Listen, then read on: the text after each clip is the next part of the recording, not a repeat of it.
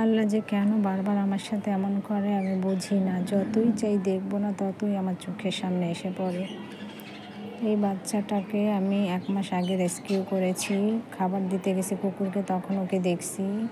খুবই ডাকছিল, ক্ষুধার্ত ছিল। খাবার দিছি। পরে কোলে নিয়ে দেখি ওর নখ কাটা। বুঝতে পারছি কেউ পালতো ছেড়ে গেছে কালো বলে। তারপর দেখি ওর লেজের পিছে ২ টা ফুটো। হয়তো কুকুরে কামড়-টামড় দিছে। খুবই ওখান থেকে ব্লাড বের হচ্ছিল। তো এভাবে রাখলে তো রাস্তায় মারা যাবে। আমি ওকে নিয়ে আসছি, ট্রিটমেন্ট করাইছি। সুস্থ ছিল খুবই, আলহামদুলিল্লাহ। খেলতো, খুবই চঞ্চল বাচ্চা।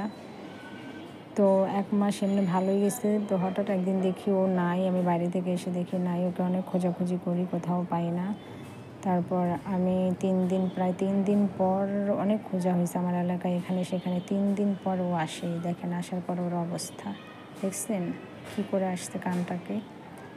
খুবই বাজে অবস্থা। অনেক ধুলাবালি কাদা ছিল। আমি সেটা মুছে দিছি। তারপরে যে কানের অবস্থা, কানটা কী হয়েছে তা আমি জানি না, আমি বুঝতে পারিনি। আমি ভাবছি হয়তো কেউ মারছে বা গরম পানি-টানি দিছে। আর ও এতটাই ক্ষুধার্ত ছিল, আমি আগে ওকে খাবার দিছি। আর ও কীভাবে খাচ্ছে, এত বেশি ক্ষুধার্ত ছিল। এই ৩ দিন না খেয়ে ছিল। জানি না কোথায় ছিল, কীভাবে ছিল। তো আমি যেহেতু শীত পড়ে গেছে, খুবই টেনশনে ছিলাম। বাইরে কীভাবে থাকবে, কীভাবে কী করবে। তো চলে আসছে তো ঠিকই, এমনভাবে আসছে সেটা আরও কষ্টকর। তো এতক্ষণ ধুলা কাদা ছিল, আমি সেগুলো মুছে দিছি। তারপর এই কানটার অবস্থা দেখেন। আগে ওকে খেতে দিছি, খেয়ে নে, তারপর শুনবো কী করছে। খুবই ক্ষুধার্ত, পুরো শরীরে অনেক কাদামাটি ছিল। তো কানটা একেবারে ঝলসে গেছে, শক্ত হয়ে গেছে। জানি না এটা কবে হইছে। আর ওর গায়ে থেকে খুবই বাজে দুর্গন্ধ বের হচ্ছিল। পরে আমি তো বুঝতে পারিনি। পরে হাতে দেখি ওর হাতের অবস্থা খুবই খারাপ। হাতের হাড়গুলো বের হয়ে গেছে। কানটা তো শক্ত হয়ে গেছে যে হাতও পচে গেছে, হাত পচে যাচ্ছে। দুনো হাত পা পুরো সবগুলো, 4টা পায়ে খুবই খারাপ অবস্থা। এই যে পচে, নখগুলো, আঙুলগুলো কেমন মানে আলগা হয়ে আছে, মনে হয় পড়ে যাবে খসে, এমন অবস্থা।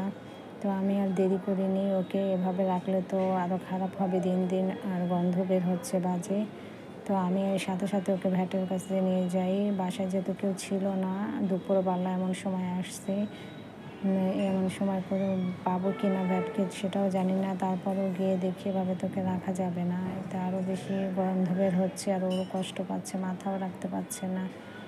বুঝতে পারছো খুবই যন্ত্রণা হচ্ছে যে মাথাটাও রাখতে পারছে না নিচে, মুখ তুলে রাখছে। তো আমি সাথে সাথে ওকে ভ্যাটের কাছে নিয়ে যাই। এভাবে রাখা যায় না। রাস্তাঘাটটা একটু ফাঁকা ছিল, এই সময় খুবই জ্যাম থাকে। তো আলহামদুলিল্লাহ অনেকটা ফাঁকা ছিল।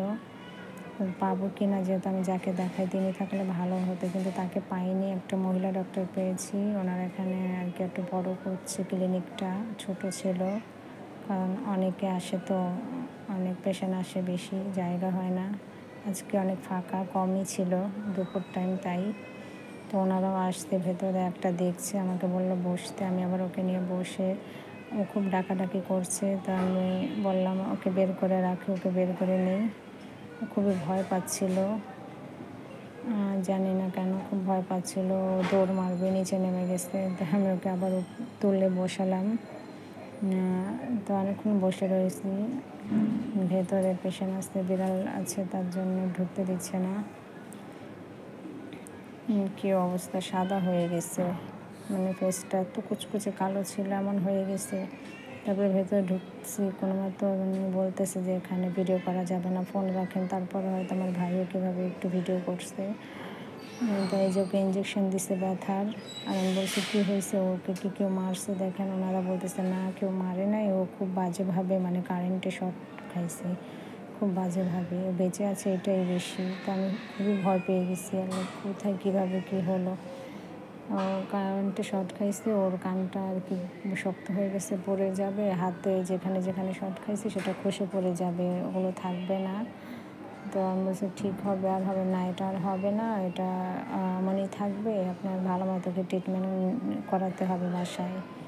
ও খুবই উইক, যেহেতু শর্ট খেয়েছে কারেন্টে। ও যে ভয় পাচ্ছে, ব্যথা ওর। আমার ধরে রাখছে, ওকে ইঞ্জেকশন দিচ্ছে, ড্রেসিং করাই দিচ্ছে। হাত পায়ে খুব কাদা ছিল, আমি মুছে দিচ্ছি, তারপরে ভালো ছিল। ওনারা ভায়োডিন দিয়ে সেটা ড্রেসিং করাই দিচ্ছে।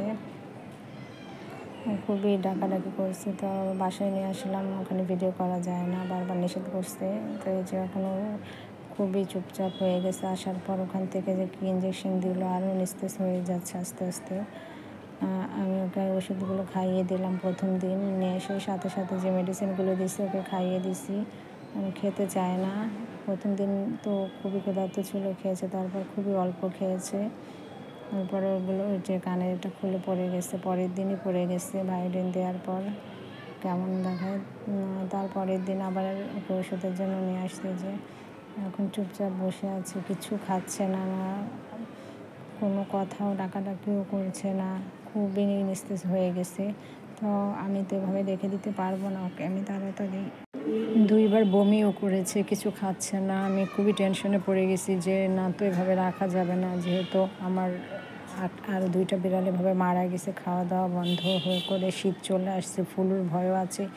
তো আমি আর দেরি করিনি, ওকে আবার নিয়ে গেলাম। 2 দিন পর মেডিসিন খাওয়ার পর দেখলাম আর কোনো চেঞ্জই হচ্ছে না, খুবই খারাপ হচ্ছে, খাচ্ছে না, বমি করতেছে, আরও বেশি উইক হয়ে গেছে।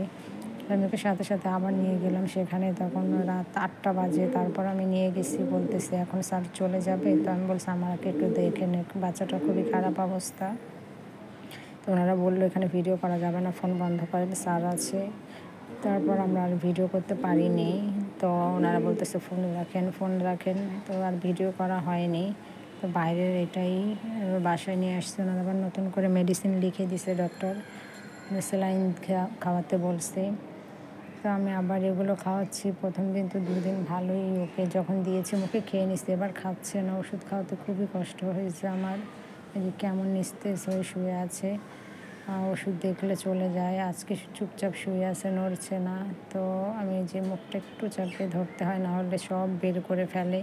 তো আমি ওকে হালকা, যেহেতু মাথাটা শক্ত হয়ে গেছে, হালকা করে ওষুধটা মুখে দিয়ে একটু চেপে ধরছি যেন গিলে নেয় ওষুধটা। তো ওষুধটা যে বের করে দিচ্ছে, আবার বের করে দিচ্ছে। ও খেতেই চাচ্ছে না, কারণ পেটে কিচ্ছু নাই। তো এতগুলো ওষুধ খালি পেটে কী করবো? শুকানোর জন্য খাওয়াচ্ছি, কারণ কিছু খাচ্ছে না, খেতে চাচ্ছে না।